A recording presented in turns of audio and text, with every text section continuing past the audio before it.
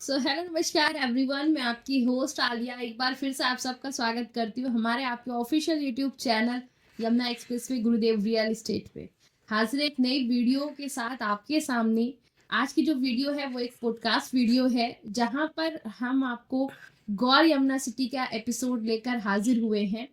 इस वीडियो में हम आपको गौर यमुना सिटी का एपिसोड 2 बताएंगे। एपिसोड 1 में हमने वहाँ का जो अभी पिछले कुछ दिन पहले आपने देखा होगा वहाँ का कॉमर्शियल जो है उस पर डिटेल में बातें की थी, इन्फॉर्मेशन आप तक पहुँचाई थी वाया नरेंद्र यादव सर।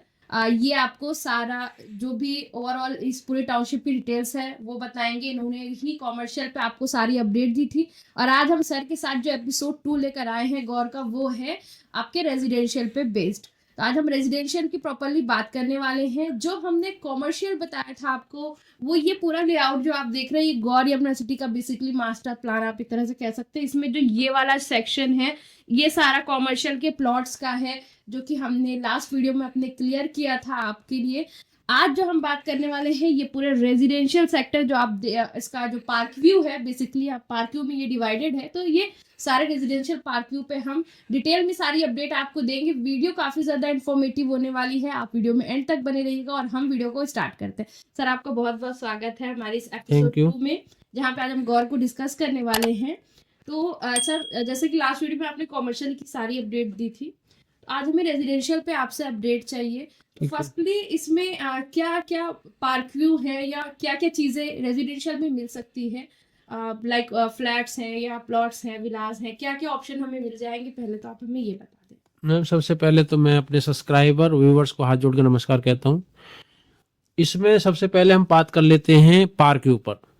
तो इसमें जो पार्क व्यू हैं 1A पार्क व्यू है, 1B पार्क व्यू है, सेकंड पार्क व्यू है, थर्ड पार्क व्यू है और आपका 6 पार्क व्यू है, 7 पार्क व्यू, 32 पार्क व्यू है। जो साइज के अनुसार जो आप बात करते हैं साइज में 78 यार्ड भी है, यहाँ पे आपका 100 यार्ड भी, 105 यार्ड भी, 121 भी है, 124 भी है, 150 भी है, 153 भी, 100 काफी साइज हैं, अलग अलग 200 भी साइज हैं। तो हर तरह के यहाँ पे हर पार्क में अलग साइज है, अलग ही सब कुछ है ये है जी। तो इसमें सर बने हुए ऑप्शंस भी मिलते हैं या सिर्फ अभी प्लॉट का ऑप्शन मिलता है? नहीं, यहाँ प्लॉट्स भी मिलते हैं और आपका जो है विला भी मिलते हैं। विला भी कुछ तो बिल्डर ने बना के दिए हैं, गौर नहीं, और बाकी जो है कुछ लोगों ने वैसे भी अपने पर्सनल मकान मतलब बनाए हुए वो भी सेल में मिल जाते हैं। तो फ्लैट्स वगैरह भी सर इसमें सेल में यहाँ पे मिलते हैं? हाँ, फ्लैट भी काफी फ्लैट है यहाँ पे, मतलब लेकर 2 BHK से लेकर 4 BHK फ्लैट है। अलग अलग साइज हैं उसमें। जैसे मान लो फ्लैट है, फ्लैट में 1000 स्क्वायर फीट का भी, 1075 स्क्वायर फीट का भी है, 1115 स्क्वायर फीट का 2 BHK में, तीनों ये 2 BHK हैं। और यदि आप मतलब 2+ स्टडी में जाएंगे तो 1270 स्क्वायर फीट का भी है। हाँ, और यदि आप 3 BHK में जाएंगे तो आपका 1450 भी है और 1475 भी है। यदि आप 4 BHK में जाएंगे तो 1950 स्क्वायर फीट का एरिया है। तो जैसे आज के समय में सर लेकर रहने के हिसाब से देखा जाए तो वो कैसा पड़ेगा वहां पे उस टाउनशिप के अंदर? देखो, रहने के हिसाब से तो आप ये मान के चलो कि ग्रेटर यमुना की यदि हम बात करें तो यमुना में तो आप ये मानो कि जो 250 एकड़ में बनी हुई है गौर यमुना सिटी, इसी में आप मतलब ये मान के 80% डेवलप हो चुका है। जबकि पहले हम ये सोचते कि काफी टाइम लग जाएगा, लेकिन यमुना में जो कोई प्रोजेक्ट है तो वो यही है जो इसमें मतलब आपका 80% लोग रहना शुरू हो गए हैं। 9 से 10 हजार लोग अभी प्रेजेंट में रह भी रहे हैं और काफी मकान में मतलब 80% मकानों में जो काम चल रहा है प्लॉट्स में। तो अभी लेकर रहना भी शुरू कर सकते हैं उस पॉइंट ऑफ व्यू से भी? हाँ, तुरंत रह के रह सकते हैं। काफी लोग मतलब रहते हैं, जैसे आप ग्रेटर नोएडा में रहते हैं ऐसी उसी टाइप में मतलब जितने लोग यहाँ रहते हैं हर सेक्टर में, यहाँ भी आप मान के चलो 70 से 80% ही अभी लोग रहने शुरू हुए, तो वो भी वहाँ भी आप रह सकते हैं पूरी तरह से। और जितने भी लोग मतलब आपका यहाँ पे काम कर रहे हैं एयरपोर्ट पर, वो टोटल लोग यहीं पर रहते हैं गौर यमुना सिटी में। तो इसमें सर किसी भी साइज में बना हुआ अवेलेबल हो जाता है, चाहे वो फ्लैट हो, चाहे वो आपका प्लॉट हो या प्लॉट पे विला बना हुआ हो या किसी ने कुछ बनाया हो। सेल में अगर कोई खरीदने आए तो आज के टाइम पे इजीली प्रोवाइड हो जाता है। प्लॉट भी मिल जाएगा, आपने कोई मान लो इंडिपेंडेंट हाउस चाहिए तो वो भी मिल जाएगा, आपको विला चाहे तो विला भी मिल जाएगा। विला जो बनाए हैं बिल्डर ने वो 2 फ्लोर के बनाए हैं।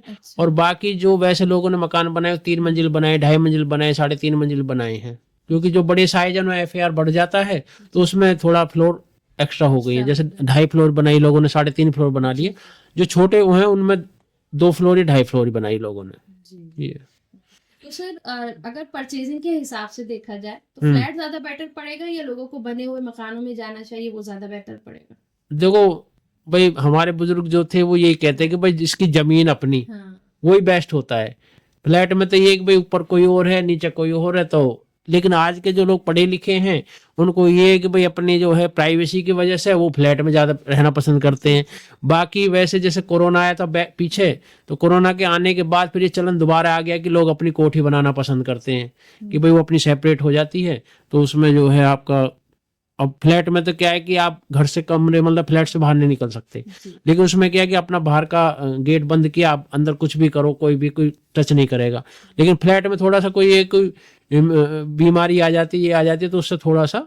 और देखो फ्लैट में क्या होता है कि जो प्राइस मकान में बढ़ता है या प्लॉट में बढ़ता है, वो प्राइस जो है आपका इसमें नहीं बढ़ता है, फ्लैट में नहीं बढ़ता। ये तो क्या होता है कि जिन लोगों के पास, क्योंकि आजकल जमीन की वैल्यू होगी बहुत ज्यादा, तो जब जमीन 1 करोड़ रुपए में मिल रही है, उसके बाद फिर उसको बनाना है तो डबल हो गया, 2 करोड़ रुपए हो गए। अब जिसका बजट बेचारे का 75,000 है, 75 लाख है, 80 लाख है या 70 लाख है, वो लोग जो है इसमें इन्वेस्ट कर देते हैं। भाई हम रहने के हिसाब से हमें अच्छी जगह मिल जाएगी, अच्छी सुविधाएं मिल जाएंगी, तो हम फ्लैट ले लेते हैं। तो इन सब में सर क्या मेंटेनेंस चार्जेस भी जाएंगे? मेंटेनेंस चार्ज तो यहाँ प्लॉट में भी है, फ्लैट में भी है, हर जगह है। फ्लैट में थोड़ा ज्यादा जाता है और प्लॉट में थोड़ा कम जाता है, क्योंकि उसमें लिफ्ट वगैरह भी है, सिक्योरिटी पर्पज भी ज्यादा है, तो इसलिए थोड़ा फ्लैट में ज्यादा जाता है। वहाँ मतलब आपका रुपए के हिसाब से जाता है, फिट के हिसाब से 2 रुपए, 2.5 रुपए, 2.25 इस तरह से। और उसमें जाता है आपका जो ग्रेटर जो प्लॉट है उसमें 26 रुपए प्रेजेंट में जा रहा है पर गज। अच्छा। हाँ, मंथली जो चार्ज जा रहा है 26 रुपए ये। तो सर जैसे आपने साइजेस का बताया और बजट की बात करी आपने, तो एक टेंटेटिवली आइडियली कहाँ तक का बजट होना चाहिए गौर यमुना सिटी में परचेजिंग के लिए अगर प्लान किया जाए रेजिडेंशियल? भाई मिनिमम यदि आप फ्लैट में जाते हैं 2 BHK में, तो आपको कम से कम जो 60 लाख का बजट आपका होना चाहिए। और यदि आप प्लॉट में जाते हैं तो आपको 75 से 80 लाख का बजट कम से कम ही होना चाहिए। इससे कम में तो यहाँ कुछ भी नहीं मिलेगा। स्टार्टिंग? हाँ, स्टार्टिंग है। और मैक्सिमम तो आप मतलब ये मान के लो 5-5.5 करोड़ तक के भी हैं जो विला हैं, जो बड़े साइज है 267 के, वो बड़ी रोड पर जो 30 मीटर की रोड है उस पर जो 5.5 करोड़ के आसपास भी है विला। सर ये प्रोजेक्ट पूरा कंप्लीट हो गया या अभी भी इसमें कुछ बिल्डर एंड से चीजें हो रही हैं, कंस्ट्रक्शन या कोई ऐसी? कंस्ट्रक्शन मतलब बिल्डर ने तो ज्यादातर दे दिया सभी को प्लॉट्स। अब तो ये कि लोग बना रहे हैं, पोजीशन ले रहे हैं। बाकी इसको पूरे प्रोजेक्ट को 2026 में O30 को कंप्लीशन देना है बिल्डर को। 2026 में पूरे प्रोजेक्ट का जो 250 एकड़ जगह है इसका पूरे का इनको जो पोजीशन जो देना है वो आपका 2026 में देना है। अच्छा, तो उसके पहले जो भी कुछ रह रहा होगा वो भी ये कंप्लीट करना? हाँ जी, हाँ जी, हाँ जी। इन्होंने अपनी तरफ से सभी को मतलब ये नोटिस भी भेज दिया कि भाई 2026 तक सभी जो अपना काम पूरा करें, कंस्ट्रक्शन का करना है नहीं। उसके बाद जो भी कुछ में पेनल्टी चालू, तो पेनल्टी ज्यादा है, ये कुछ में ऐसी है कि 2026 के बाद पेनल्टी शुरू हो जाएगी। तो सर जैसे अगर इसका प्लान करते हैं यहाँ पे कुछ भी परचेज करने के लिए, तो क्या प्रोसेस ऑफ परचेजिंग हो सकती है, किस प्रकार से इसे खरीदा जा सकता है? देखो प्रोसेस तो वही पुराना ही है कि अब तो अनरजिस्टर्ड प्लॉट तो यहाँ मिल नहीं रहे हैं, क्योंकि उसने पोजीशन के चक्कर में ट्रांसफर चार्ज ज्यादा बढ़ा दिया है। तो अब टोटल ही रजिस्टर्ड प्लॉट मिल रहे, ट्रांसफर तो लगभग मतलब अनरजिस्टर्ड के प्लॉट बंद ही हो गए हैं एक तरह से मानो। तो रजिस्टर्ड प्लॉट ही बिक रहे हैं। रजिस्टर्ड प्लॉट में तो वही जो यदि आप परचेजर खरीदते हैं किसी डीलर के थ्रू या किसी भी पार्टी के थ्रू, तो आप 10% एडवांस शुरू में होता है।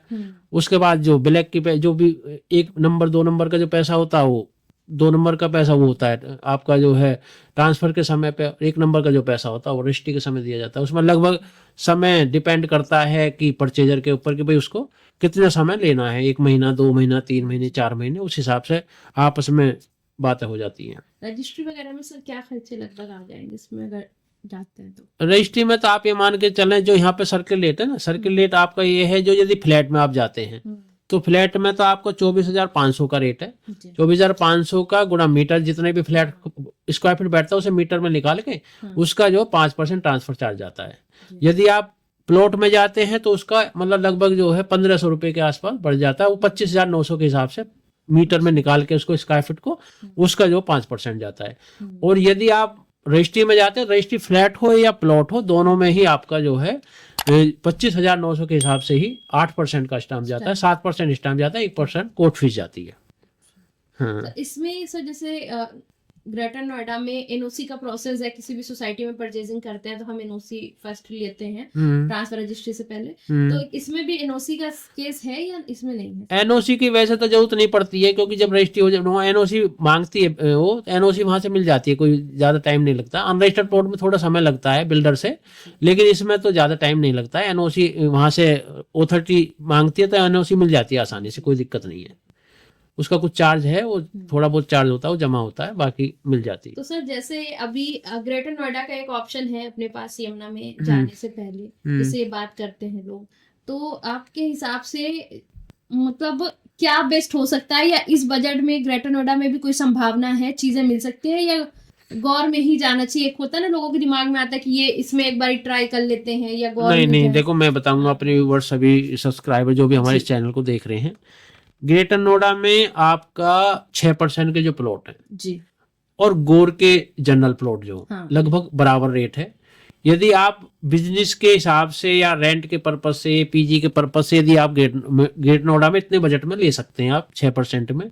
बाकी यदि आपको इस बजट में जाना तो ग्रेटर नोएडा में रेजिडेंशियल नहीं मिलेगा, क्योंकि आपको यदि 40 मीटर में भी जाना है ग्रेटर नोएडा में तो एक फ्लोर बना हुआ आपको 80 लाख के आसपास मिलता है। यदि आप 60 मीटर में जाते हैं कम से कम तो आपको 1 करोड़ 15 लाख, 1 करोड़ 20 लाख का एक फ्लोर बना हुआ मिलता है। तो आप ग्रेटर नोएडा में तो रेजिडेंशियल में आप नहीं जाते, जनरल प्लॉटों में नहीं जा सकते। बाकी यदि आप 6% ग्रेटर नोएडा और उससे तुलना करते हैं तो लगभग बराबर रेट पड़ता है। जी।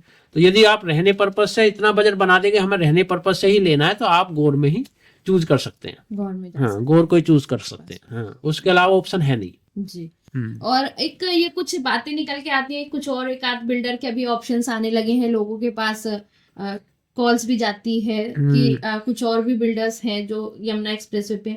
आप क्या सजेस्ट करते हैं कि कहाँ जाना चाहिए लोगों को? देखो, मैं तो ये सजेस्ट करूंगा कि गौर में जाना चाहिए, क्योंकि गौर जो आज है जी, और बिल्डर 10 साल बाद ऐसे होंगे।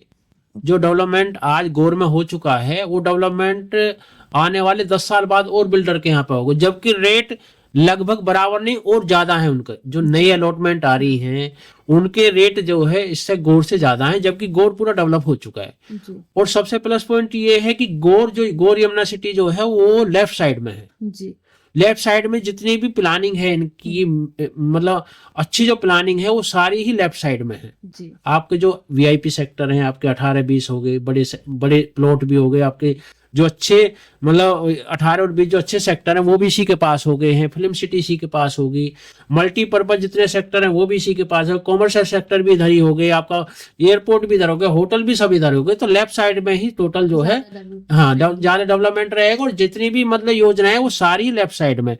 तो आप अदर बिल्डर के मुकाबले इससे मतलब तुलना नहीं कर सकते। ये अलग चीज है, वो अलग चीज है। उसमें तो मतलब आप यदि आप डेवलपमेंट के हिसाब से देखें तो भी ये बेहतर आता है, यदि लोकेशन के हिसाब से देखते हैं तो भी ये बेहतर आता है औरों के मुकाबले। वो तो अभी अभी अलॉटमेंट हुई है, अलॉटमेंट आने के बाद क्या देंगे क्या करेंगे, फिर उतनी बड़ी टाउनशिप भी नहीं है। जितनी प्लानिंग के अनुसार इसने टाउनशिप बनाई है वो प्लानिंग और किसी बिल्डर के पास अभी नहीं है, और वो लोकेशन लेफ्ट साइड में भी नहीं है किसी के पास। जिनकी जितनी भी अब चल रही है वो फिलहाल राइट साइड में है।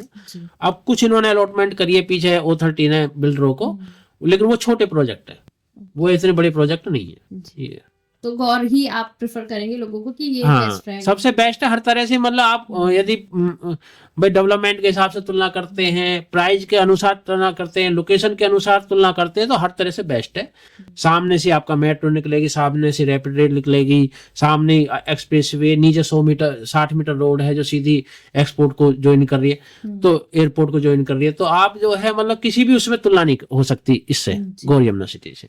तो सर आज के टाइम पे वैसे तो लोगों का अपनी खुद की जो व्हीकल्स है उससे तो लोग कनेक्ट कर ही लेते हैं, बट जैसे पब्लिक ट्रांसपोर्ट की बात की जाए तो क्या आज के समय में कोई भी तरह की पब्लिक ट्रांसपोर्ट वहाँ पे अवेलेबल? अभी कुछ बस इन्होंने शुरू करी है, जेवर के लिए की है, दनकौर के लिए की है, रबुपुरा के लिए शुरू कर दी है। जैसे जैसे देखो अभी वो भी बस खाली चल रही है, क्योंकि जब तक एयरपोर्ट शुरू नहीं होगा ना तब तक लोग आना जाना शुरू नहीं होंगे। जो भी मान लो कंपनी चल गई है, कंपनी चालू, लेकिन उनकी खुद की बसें हैं, वो खुद बस से सर्विस देते हैं, उनकी खुद की बसें वो आती हैं, ग्रेटर नोएडा भी आती है, गौर यमुना सिटी में भी आती हैं।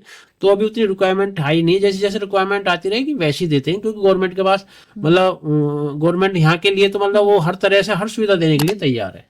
उसको मतलब ये लगना चाहिए कि भाई इसकी जो है आपकी जरूरत है, तो वो हर रिक्वायरमेंट पूरी करेगी, जी। तो उससे कोई प्रॉब्लम नहीं आई जी। कभी भी। तो इस तरीके से हमने आपको सारी अपडेट बारी बारी से आपके जो सवाल थे वो पूछे, और साथ ही साथ आपका जो बहुत कॉमन सवाल आता है कि आप हमें प्राइस का इन्फॉर्मेशन जरूर दिया करें, तो सर ने आपको वीडियो में प्राइस की भी अपडेट दे दी कि कहाँ तक आपका बजट होना चाहिए वहां पे परचेजिंग करने के लिए। बाकी सर आप और कुछ सजेस्ट करना चाहेंगे अभी viewers को? इसमें कुछ प्राइस रह गए हैं, जैसे मान लो आपका यदि आप फ्लैट्स में जाते हैं, हाँ। तो फ्लैट्स में आपका मिनिमम मतलब आप 6,000 से लेके 7,000 से 75,000 रुपए स्क्वायर फीट के हिसाब से सभी जी। साइज के सभी फ्लोर पे प्लॉट मिल जाते हैं, जितने फ्लैट मिल जाते हैं, जितना भी आपका यदि ग्राउंड फर्स्ट सेकंड पे रेट थोड़े हाई होते हैं, जैसे जैसे आप ऊपर जाएंगे फ्लोर वाइज वैसे वैसे रेट डाउन होते चले जाते हैं। और आप यदि आप प्लॉट में जाते हैं तो प्लॉट में आपका 90,000 रुपए स्क्वायर फीट से मतलब 90,000 रुपए स्क्वायर यार्ड से लेके आपका लगभग 1 लाख 1.5 लाख 1.25 लाख रुपए जी। पर स्क्वायर यार्ड तक के रेट हैं, क्योंकि जो मेन रोड है 30 मीटर की रोड है, वहाँ 1,15,000 से लेकर 1.5 लाख रुपए पर स्क्वायर यार्ड भी है। और जो बैक साइड में आपका जैसे 1A1 भी महंगे हैं, सेकंड पार्क भी महंगा है, थर्ड भी पार्क, जैसे बैक चले जाएंगे 6 में चले जाएंगे या 7th में चले जाएंगे, 32 पार्क में चलेंगे, वैसे रेट आपके डाउन होते चले जाएंगे। तो जो आपका 90,000 जो 32 पार्क व्यू है जो उसमें से शुरू होता है। ओके, हाँ। 32 पार्क व्यू से स्टार्टिंग है, हाँ। और फिर उसके बाद आप जितनी अच्छी लोकेशन में जाएंगे, जिस तरह से पार्क व्यू चेंज होता जाएगा, फ्रंट पे आप आते जाएंगे, रेट वैसे वैसे चेंज होते इंक्रीज होते चले जाएंगे। तो इस तरह सर ने बिल्कुल क्लियर तरीके से आज आपको रेट का भी आइडिया दे दिया है। तो होपफुली कि आपकी जो एक तरह से रिक्वायरमेंट होती है रेट से रिलेटेड या वहाँ की लोकेशन से रिलेटेड, वो हमने यहाँ पे आपकी बिल्कुल क्लियर करी होगी। बाकी वीडियो के माध्यम से हम इस तरीके से अपडेट लेकर आते रहेंगे, चाहे वो ग्रेटर नोएडा की हो, यमुना की हो, या फिर हमने गौर यमुना सिटी को भी आज क्लियर किया है आपके लिए। आगे नेक्स्ट पार्ट और भी चीजों का बनाएंगे, नेक्स्ट एपिसोड में आपको अपडेट देंगे।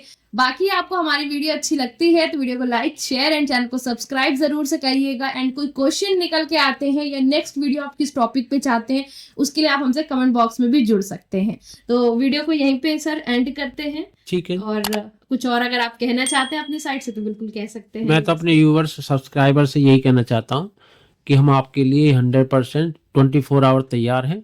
कोई भी हमसे मिस्टेक होती है, कोई वीडियो गलत बन जाती है, कोई भी प्रॉब्लम हो जाती है, आप उसको जरूर बताएं जिसमें हम अपना सुधार कर सकें।